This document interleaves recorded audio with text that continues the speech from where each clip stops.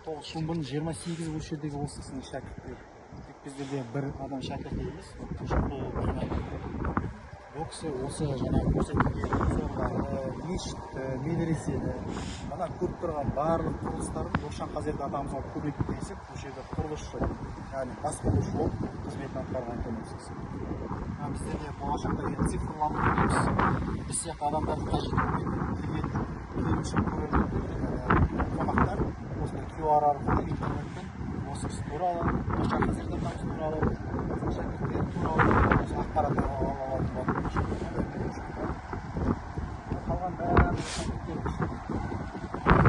жерде тәрбиеленген, медреседе білім алған, кезіндегі зиялы қауымның барлығын өмірін оқып қарасаңыздар да, ауыл молдасынан хат таныған, барлығында солай басталады. Яғни осындай кезіндегі мектеп, школа, қазіргі интернат осылай басталғанда, қазір біздер формасы өзгеріп, біздерде мектеп деп айтамыз ғой, тура осы мектеп, дәл осындай 10 жастар, 20 жастар, дәл осындай атқарған мешіт медресе.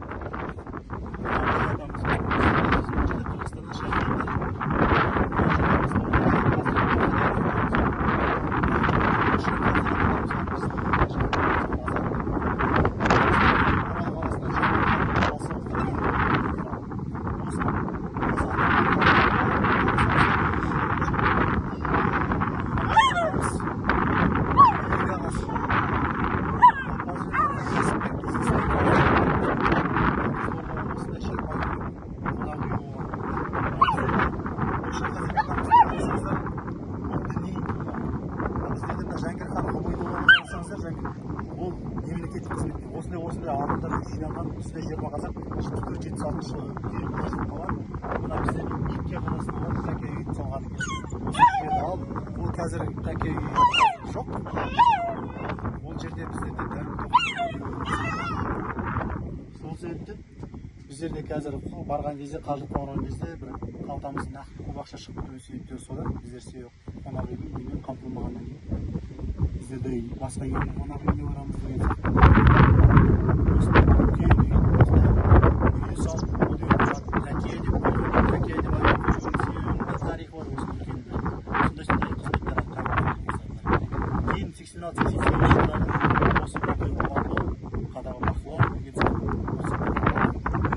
Тәке аталған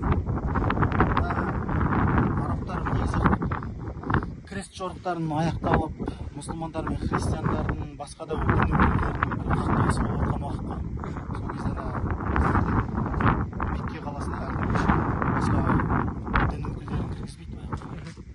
Сол дін өкілдерін кіргізбеген кезде мына осы түзде 20 қазақ болып барып қазақтардың мұсылман үйге жаңағы Тәке үйді соғады ғой.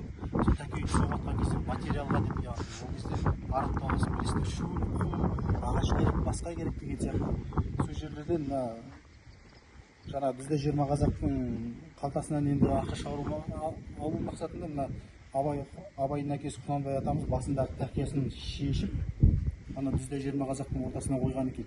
Кімде қандай ақша бар, қаражат бар, соның барлығын осы алтын күміс қойды. Соның барлығын салыңдар, осы Тәке үйге жұмсаймыз. Сол себептен ана Тәке үй деп айтып кетуінің себебі осыдан. Мына біздерде музейдегі біздерде келуші қонақтар осы жерлерде өздерінің қолтаңбаларын жасап береді. Сол туралы кітап қой біздерде. Мына біздерде шағын музей көп тұрғандарыңызды. Мына біздерде ең алғаш ислам дінінің басталуынан негіз алады. Мына біздерде Хира үңгірі дейді. Мына біздерде Нұрат ауылында орналасқан. Осы арада пайғамбар саллаллаху алейхи ең алғаш Құран аяты түскен. Яғни оқы деп, осы үңгір деп түскен аят екен сол. Кейін біздерде мына астана көріп тұрғанда Қағба, киелі мұсылмандардың киелі мекені. Одан кейін біздерде араб әліпбиінен негізделіп жасалған қазақ әліпбиі мынау. Ол біздерде кезінде біздер сувенир ретінде қойып, мына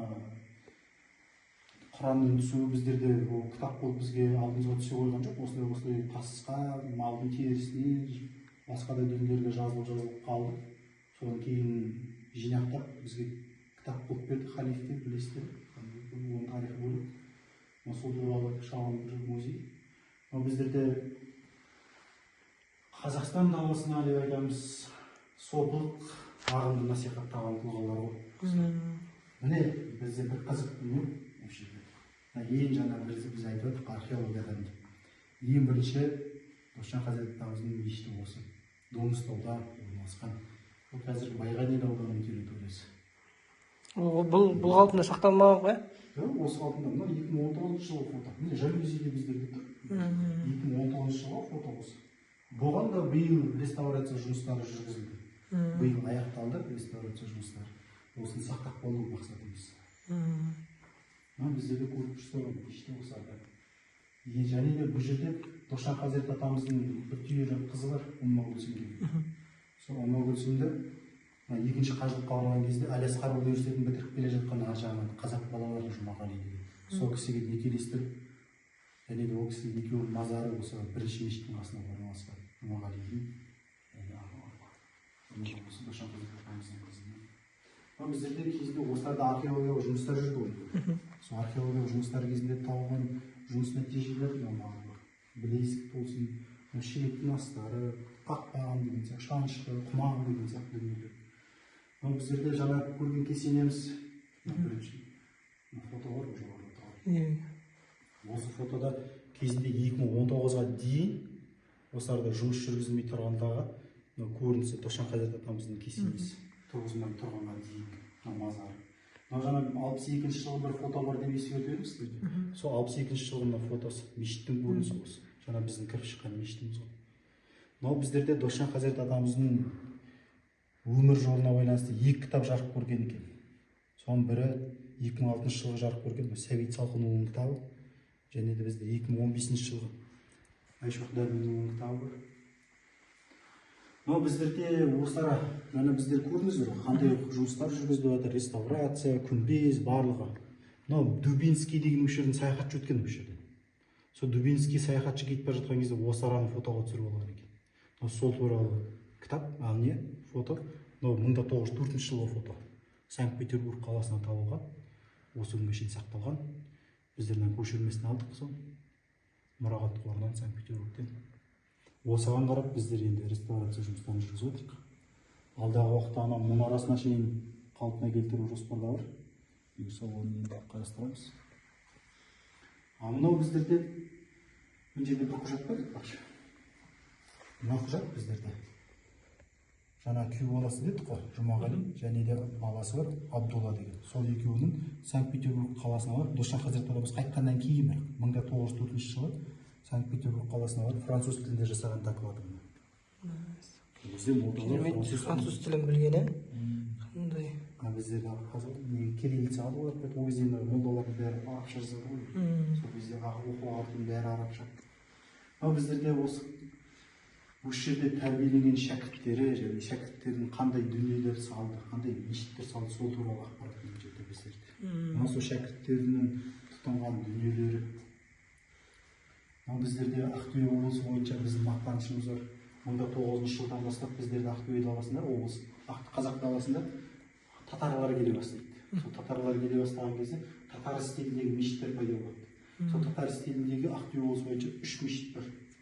Соның бірі Ойылда, екіншісі осы Темір ауданында, біздерде Темір қаламызда, және үшіншісі Ақтөбе қаласында. Біздерде Темірде, яғни Темір қаласында орналасқан мешіт. Соның фотосы Ойылда. Сол кісінің шәкірті Қобдада орналасқан. Сол кісінің салған мешіт. Бізде кейін ескі кітап. Қиямет күні пайда болады дейді, Яжуж деген 2 тайпа бар дейді.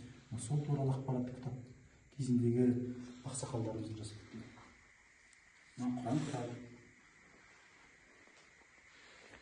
Керемет жалпылама осы дейсіз ғой. Неке біз бүгін осындай кереметтей ақпараттар алдық Ерлан ағамыздан. Біздерде осы арада кешеніміз. Кешеніші дейсіз ғой, керемет не осындай. үлкен кісілер жолдан келсе, басқа болса, жағынан мүмкіншілік береміз деймін. Алыс жолдан. Шалғайдан келген азаматтарға дейсіз, азамат. Үлкен жолдан келсе, бізде қызметкерлерге арналған. Келерге арналған. Біздерде ар жағымызда ас беру бөлмесі. Керемет. Көп қонақтарымыз біздерде жаздың күндері далаға отыруға үй барады, бірақ қыстың күндері осындай іште отыру керек болады. Сол кезде іште отырамыз деген сияқты. Осымен біздің кешеніміз осындай. Аха, рахмет, алтын уақытыңызды бөліп бізге осындай мол мағлұмат бергеніңізге. Жұмыстарыңыз жандана берсін. Істеріңізге табыс тілейміз. Келесі кездескенше аман сау болайық.